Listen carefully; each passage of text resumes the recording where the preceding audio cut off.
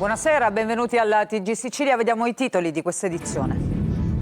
A Palermo indagati per omicidio colposo per omissione i genitori della bimba di 4 anni morta per difterite. La coppia aveva scelto di non vaccinarla. Positivo alla malattia anche il cuginetto. La Procura per i minori dispone la verifica della vaccinazione in tutte le materne ed elementari della zona nord del capoluogo. A Niscemi, nuova crepa di 60 metri nella zona rossa, a pochi passi dalla frana che a gennaio ha devastato il centro abitato. Al momento non ci sono nuove evacuazioni. A Siracusa, trovato dietro una siepe un fucile a canne mozze. Potrebbe trattarsi dell'arma utilizzata nell'agguato avvenuto lo scorso 13 agosto ad un semaforo in stato di fermo un 32enne siracusano per tentato duplice omicidio di padre e figlio. Controesodo con il caro carburanti, benzina a 2 euro lungo la rete stradale nazionale e gasolio a 2,20 euro in autostrada, lunghe code di auto e mezzi a Messina agli imbarcaderi. Proseguono le indagini sul furto delle opere di Antonello dal Museo di Messina. Gli investigatori non escludono che le tele possano aver trovato una via di fuga nei paesi dell'Est Europa. A Torre Salsa, nell'Agrigentino, dopo le cure, torna libera in mare una tartaruga caretta. Emozione e applausi tra i bagnanti che hanno assistito alla scena. Calcio, primo appuntamento in campionato per il Catania, domani al Massimino contro l'Inter Under 23. Il tecnico Longo presenta la sfida in conferenza stampa. In tribuna l'ultimo acquisto Massimo Coda, che non sarà disponibile per la gara di domani. E sempre domani esordio in campionato anche per il Palermo, che attende al Barbera la Juve Stabia.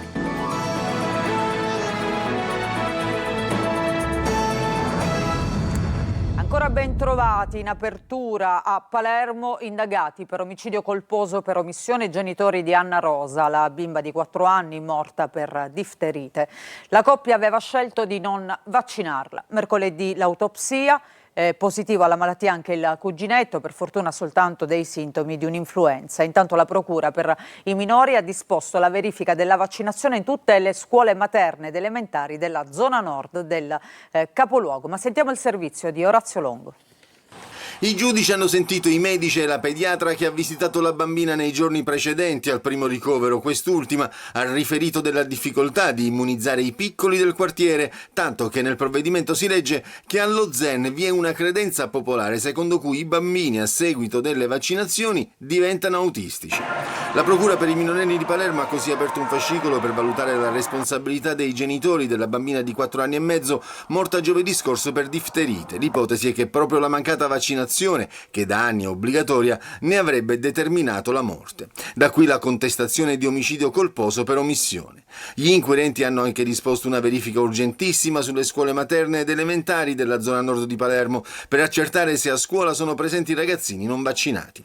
Intanto anche il cugino della bimba morta, ricoverato all'ospedale dei bambini, è risultato positivo alla difterite. Sta migliorando, dice il direttore sanitario dell'azienda ospedaliera Arnas Civico. Lo teniamo in osservazione e in isolamento ed è caccia al possibile paziente zero per capire da dove possa essere partito il contagio che ha portato alla morte della bambina. L'ASPA ha avviato un'indagine epidemiologica per ricostruire passo dopo passo la rete dei contatti della piccola. Sono già stati effettuati tamponi su gran parte del nucleo familiare, mentre nei centri vaccinali è scattata la corsa alla prevenzione. A Pallavicino, nel territorio di riferimento del quartiere San Filippo Neri e dello Zen, l'afflusso è stato tale da rendere necessario il potenziamento della presenza dei medici. In via Giorgio Arcoleo, invece, le scorte del vaccino esavalente si sono rapidamente ridotte, tanto da rendere necessario il ricorso alle riserve. Per chi è stato eventualmente esposto sono previste diverse misure: controllo dello stato vaccinale, tamponi e, se necessario, chemioprofilassi con antibiotici. Ma sul rischio di un'epidemia gli esperti invitano alla cautela. Antonio Cascio, direttore dell'unità di malattie infettive del Policlinico di Palermo, parla di un mero focolaio epidemico e sottolinea il rischio di una diffusione minimo al momento. Una nuova crepa lunga oltre 60 metri si è aperta a Niscemi, a pochi passi dalla frana che lo scorso inverno ha devastato il versante a sud del centro abitato. Tecnici e protezione civile sono al lavoro per le verifiche. Sentiamo Gerri Italia. A Niscemi la terra torna a muoversi, una fessurazione lunga più di 60 metri è comparsa tra il 17 e il 18 agosto alle spalle del plesso San Giuseppe all'interno della zona rossa istituita dopo la grande frana dello scorso inverno. La spaccatura si trova a circa 10 metri dal coronamento del fronte e corre in direzione del centro abitato. Il sindaco, Massimiliano Conti, parla di un possibile arretramento del fronte, ma per capire cosa stia realmente accadendo serviranno gli accertamenti dei tecnici già impegnati nei sopralluoghi. L'area è interdetta e non risultano al momento nuove evacuazioni. Il fenomeno viene monitorato insieme alla protezione civile regionale e nazionale. A preoccupare è soprattutto la posizione della nuova lesione, proprio alle spalle di uno dei plessi scolastici rimasti chiusi dopo la frana di gennaio. Il precedente è ancora vivo. Il 25 gennaio scorso il versante meridionale di Niscemi cedette per chilometri, provocando crolli, danni a strade e infrastrutture e l'evacuazione di circa 1500 persone. Il terreno lungo il fronte arrivò ad abbassarsi di decine di metri. Ora quella ferita torna a dare segnali. I tecnici dovranno stabilire profondità e natura della fessurazione e soprattutto se sia collegata al movimento principale. Il sindaco intanto invita alla prudenza, ma ammette: la frana non va in ferie e nemmeno noi. E mentre sui social cresce la paura con cittadini che parlano di una nuova voragine, a Niscemi il monitoraggio continua, perché il dato più importante questa volta sarà capire non soltanto quanto è lunga la nuova crepa, ma se il fronte possa arretrare ancora. A Siracusa la polizia ha trovato nascosto dietro una siepe all'interno di un appezzamento di terreno un fucile a canne mozze. L'arma potrebbe essere stata utilizzata nel duplice tentato omicidio avvenuto in via von Platen lo scorso 13 agosto. Nei giorni scorsi il fermo di un 32enne siracusano, presunto responsabile dell'agguato sulle due persone, padre e figlio, che erano a bordo di un'ape Calesse. In corso gli accertamenti tecnici per verificare appunto se l'arma sia quella utilizzata per compiere questo agguato. E restiamo sempre a Siracusa. La polizia ha arrestato 2 uomini in flagranza di reato per detenzione ai fini di spaccio di stupefacenti. I 2 sono stati notati vicino al carcere e, vedendo gli investigatori, hanno tentato di fuggire a bordo di un'auto, ma sono stati bloccati dai poliziotti. All'interno della busta in auto sequestrati 15 panetti di hashish, 8 smartphone, 3 microtelefoni e un coltello. Una bomba inesplosa è stata ritrovata a Melilli davanti al bancomat Unicredit in via Iblea dalla squadra dei vigili del fuoco di Priolo. I pompieri hanno messo in sicurezza l'area, mentre i carabinieri di Augusta hanno fatto evacuare in via precauzionale 4 nuclei familiari residenti nell'edificio. Gli artificieri hanno rimosso l'esplosivo mettendo in sicurezza l'area. Accanto al bancomat era presente anche del liquido infiammabile. E adesso cambiamo argomento. Tra chi parte e chi rientra dalle ferie, lunghe file ai caselli autostradali anche in questo weekend, mentre i costi per la vacanza o per il ritorno a casa lievitano a causa dei prezzi dei carburanti che sono schizzati ancora una volta alle stelle. Vediamo. Lentamente si muove, avrebbe scritto forse Pablo Neruda, se avesse conosciuto le lunghe file al casello di San Gregorio a Catania ad ogni weekend di agosto come questo. O forse avrebbe lasciato il suo Lentamente muore per raccontare la speranza che svanisce, metro dopo metro, di raggiungere in un tempo non da era geologica la destinazione marittima o di villeggiatura che sia. Tra chi parte anche solo per un giorno e chi rientra dalle ferie, il punto di incrocio è sempre quello, il casello autostradale. File lunghe anche 4 chilometri in direzione Messina per la A18, queste le immagini. E dove non c'è il casello ci sono i lavori in corso, come nella Palermo-Catania, che continua ad esasperare l'animo degli automobilisti che non ricordano più il giorno e l'anno in cui l'hanno percorsa senza interruzioni. Un animo già segnato dall'impennata del costo dei carburanti. Il diesel self è ormai sopra i 2 euro al litro ovunque. Quanto le è costato oggi il pieno? 128 euro rispetto ai 110 Di una volta. di una volta. Sì. Questo vi scoraggia un po' a prendere l'auto? Ma chi la prende per necessità, come me che lo faccio molto spesso per lavoro, è essenziale, non si può non farlo. Siamo passati da 1,6 del gasolio di qualche mese fa, ante Iran, ai 2,10, 2,15, anzi. qui il prezzo è leggermente più basso, ma in autostrada è proibitivo. Ma la stangata non penalizza solo gli italiani, 150 euro per fare il pieno, la cifra sborsata da questo turista francese in vacanza con la famiglia. It's very expensive. Troppo costoso, dice. Stop the war. E a proposito di controesodo, lunghe code di automobilisti a Messina agli imbarcaderi. Sentiamo Ilaria Mangano. È partito ieri il primo weekend del controesodo e Messina torna a essere uno dei punti più delicati per chi lascia la Sicilia.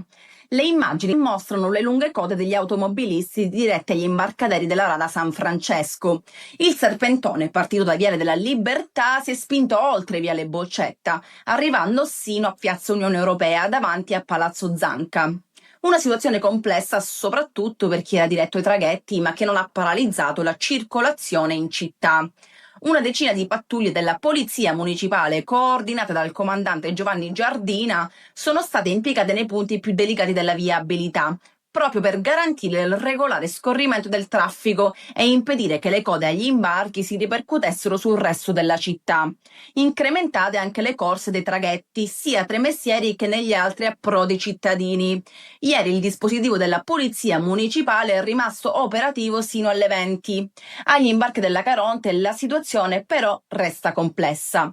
E tra gli automobilisti in coda non manca qualche battuta per stemperare l'attesa. Un turista romano in partenza scherza sul ponte sullo stretto.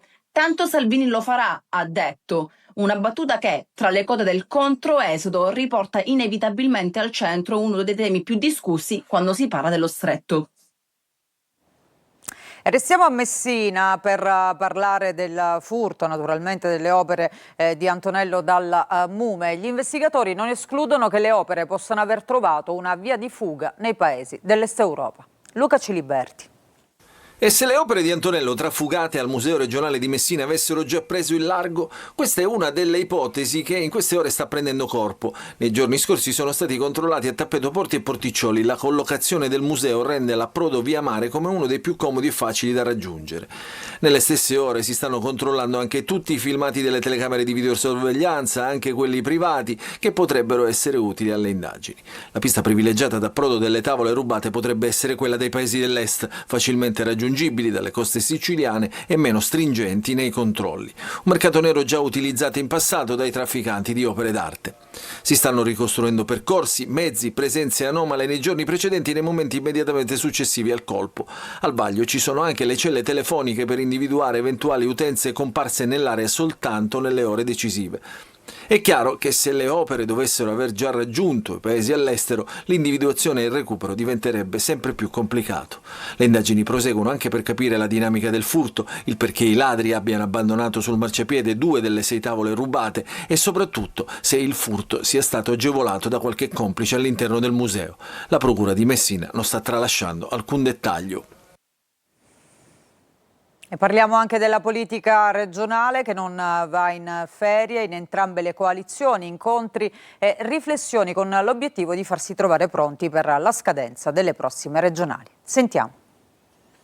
La stoccata alle velleità di candidatura per un secondo mandato al presidente della regione Renato Schifani arriva in un assolato e caldo pomeriggio d'agosto da parte proprio di un ex presidente della regione che chiedeva il secondo mandato e che, a causa della litigiosità degli alleati, non ha avuto la sua seconda chance. Invocare la regola che l'uscente venga ricandidato è soltanto una bestemmia. Questa regola è stata cancellata da Forza Italia e dalla Lega. Ed è stata cancellata nel 2022. Le parole di Nello Musumeci sono le parole di Fratelli d'Italia e non potrebbe essere altrimenti visto il peso del ministro. Così nel centrodestra è partita la caccia al candidato, ma la sensazione è che il nome giusto ancora non sia venuto fuori. Discorso a parte invece per il campo largo. La Vardera e Cateno De Luca stringono all'angolo i partiti di centrosinistra. Secondo un recente sondaggio commissionato dalla ex Iena, Controcorrente oggi in Sicilia sarebbe la prima forza politica al 19,8%, superando persino Fratelli d'Italia, il partito della premier Meloni. Numeri da prendere con le pinze, ma la notorietà di La Vardera cresce ogni giorno. E poi c'è il sindaco di Taormina, già sindaco di Messina, che vuole diventare il sindaco di Sicilia. Cateno De Luca infatti non fa mistero di voler andare avanti, pronto a confrontarsi sui programmi e, se è il caso, anche partecipando alle primarie di coalizione, rifuggendo però da logiche di caminetti autoreferenziali. Perché, va ribadendo, da Campolargo a Camposanto è un attimo. Politica d'agosto, certamente, ma con l'ipotesi ancora lontana di elezioni regionali ad aprile 2027, meglio farsi trovare preparati. Singolare protesta dei pescatori di Marinella di Selinunte, siamo nel Trapanese, niente processione a mare della Madonna né sagra delle Sarde, perché la Posidonia blocca le imbarcazioni e i pescatori incrociano le braccia rifiutando di mettere a disposizione le imbarcazioni. Laura Spanò. Niente processione a mare della Madonna a Marinella di Selinunte a Castelvetrano, che come tradizione avviene la terza domenica di agosto. Il porto intasato di Posidonia da mesi ha costretto infatti i marinai esasperati per le continue promesse mancate a trasferire a Porto Paolo di Menfi le proprie imbarcazioni e ora, in segno di protesta, hanno deciso di non collaborare per la processione a mare del simulacro del Sacro Cuore di Maria, e stessa scelta è stata fatta dall'associazione Pammilo, che non organizzerà la rituale sagra delle Sarde. È la protesta della comunità dei pescatori selinuntini, lasciata sola a combattere per un porto che rappresenta il cuore pulsante dell'economia e dell'identità locale. Quando chi lavora sul mare decide di restare a braccia conserte e annullare la sagra delle Sarde, i giochi tradizionali e i festeggiamenti di fine estate, dicono: non siamo di fronte a una resa tecnica, ma a un vero e proprio sciopero civile. In questa vicenda emergono responsabilità politiche chiare ed evidenze inaccettabili, raccontano. Il comune di Castelvetrano ha dimostrato una totale incapacità di proteggere e valorizzare il proprio territorio, mentre altre realtà vicine come Menfi, dicono ancora i pescatori, hanno saputo interloquire con la regione siciliana e trovare soluzioni concrete per i propri approdi. L'amministrazione di Castelvetrano è rimasta a guardare, incapace di alzare la voce nei palazzi che contano. A Torre Salsa, invece, nell'Agrigentino torna libera in mare dopo le cure una tartaruga caretta caretta. Davide Sardo. Torna al mare tra gli applausi e l'emozione della gente. È il momento della libertà per una tartaruga caretta caretta, curata e finalmente pronta a riprendere il largo. A Torre Salsa, nella riserva naturale orientata tra Siculiana e Montallegro, nell'Agrigentino, la spiaggia di Fungitedda si trasforma per qualche minuto in un luogo speciale. Decine di persone assistono alla liberazione. La tartaruga viene accompagnata sulla battigia e, dopo qualche istante, raggiunge il mare. Tutto questo lo facciamo nell'ambito del progetto Tartarughe, che negli ultimi anni ha messo in moto un LIFE, che è il LIFE ADAPT, che lavora tendenzialmente su due specie particolarmente protette, che sono la caretta caretta e la foca monaca. Un gesto che racconta l'importanza della tutela e della salvaguardia di una specie simbolo del Mediterraneo. E proprio qui, nella riserva gestita dal WWF, la protezione dell'ambiente passa anche dalla sensibilizzazione di cittadini e turisti. Per la gente, per chi piace il mare, piace la spiaggia, un momento in cui devono apprezzare che cosa significa un animale selvatico che per 4-8 ore al giorno viene in terra per nidificare, porre l'uovo e poi rientrare. E quanti pericoli soprattutto affronto per fare questa operazione di nidificazione. Poi solo le onde e le sue tracce sulla sabbia. La caretta caretta è di nuovo libera, un ritorno alla natura che a Torre Salsa diventa una festa per tutti. Ci fermiamo per una pausa, ritorniamo tra poco con il calcio. Oggi conferenza stampa di Emilio Longo, che ha presentato la partita di debutto in campionato della Catania contro l'Inter Under 23, ma poi parleremo anche del Palermo e di altri sport. Vi aspetto.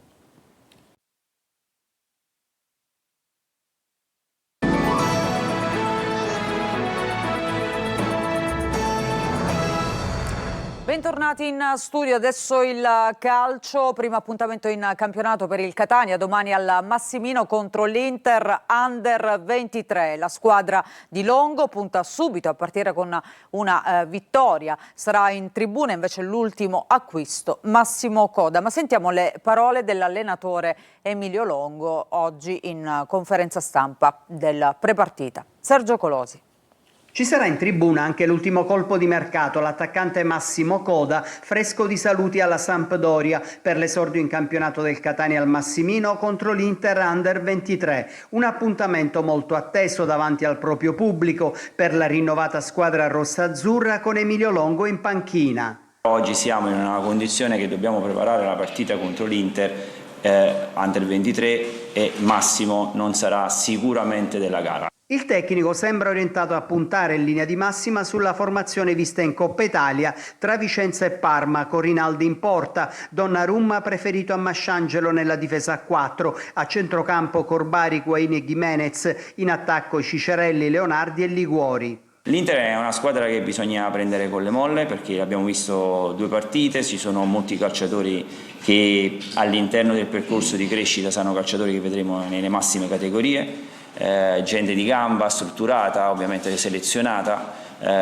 allenato da un allenatore vincente e soprattutto pragmatico per la categoria, quindi dobbiamo fare attenzione, però noi siamo il Catania, mi piacerebbe che in questa sala stampa spesso analizzassimo più noi che gli altri. Risentimento muscolare per Lunetta. Sul mercato il prossimo obiettivo è rinforzare il centrocampo, seguiti Torrasi e Caligara. Vigilia di campionato anche per il Palermo che al Barbera domani affronterà la Juve Stabia. Sul mercato Perin virtualmente rosanero si avvicina anche Spendi. Marco Gulla. È una vigilia di grande entusiasmo per il Palermo che domani al Barbera taglierà il nastro al suo campionato nella gara d'esordio contro la Juve Stabia. Il mercato accende il cuore dei tifosi. Il DS Ostia, dopo l'infortunio di Joronen, ha già chiuso per Mattia Perin dalla Juventus. Ieri la netta accelerata, accordo trovato sia con il portiere che per 3 stagioni percepirà 2 milioni di euro all'anno e poi anche con il club bianconero che ha abbassato le pretese accontentando Perin che aveva chiesto più spazio. Ma non solo, perché dal Cesena arriverà l'attaccante Spendi, mentre ai romagnoli dovrebbe andare Brunori. Per domani Inzaghi dovrebbe confermare gran parte della formazione che ha vinto e convinto contro il Lecce. L'allenatore però dovrà fare a meno di alcuni elementi importanti. Joronen, come detto, è infortunato, al suo posto ci sarà Fortin, mentre Pierozzi e Palumbo devono scontare la squalifica risalente alla semifinale playoff persa contro il Catanzaro. In avanti, alle spalle di Poyampalo, ci sarà spazio per Vavassori, Hernani e Jonsen. In mediana la certezza era Ranocchia, mentre accanto a lui sarà un ballottaggio continuo per tutto l'anno. Contro la Juve Stabia dovrebbe giocare dall'inizio ancora Segre con Estevez in panchina. In difesa, a destra nella linea a 4, spazio a Cassandro che sostituisce lo squalificato Pierozzi. Bani dovrebbe recuperare in tempo per giocare dal primo minuto, al suo fianco potrebbe esserci Ceccaroni, Augello confermato sulla sinistra. Domani oltre 30.000 spettatori, fischio d'inizio alle 21. E parliamo anche di calcio a 5, la Meta Catania riparte, al via gli allenamenti con il nuovo colpo Fitz, mentre è stato ufficializzato il calendario della Serie A, l'esordio il 19 settembre a Treviso. Sentiamo.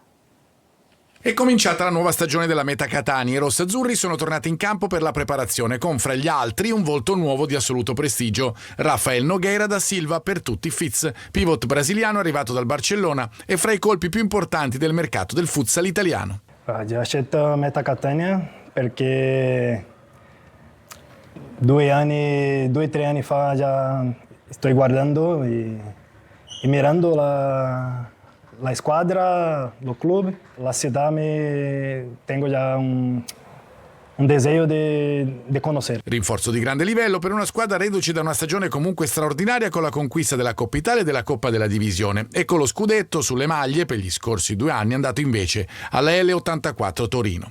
Ora si riparte con ambizioni rinnovate, è stato ufficializzato anche il calendario, esordio in Serie A il 19 settembre in trasferta contro il Came Treviso, la prima gara casalinga invece è fissata per il 22 di settembre al Palacatania dove i rossazzurri affronteranno l'Active Network. Un'altra breve pausa, vi aspetto tra poco.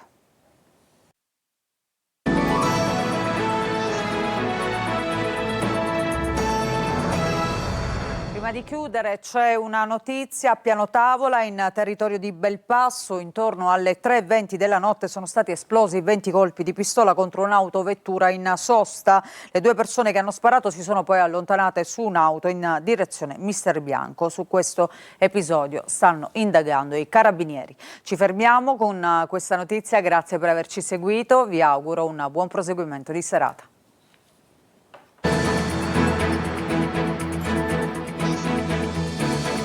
Entra nel mondo dell'informazione con l'app Sicilia Web. Resta sempre aggiornato con le news e le live in diretta.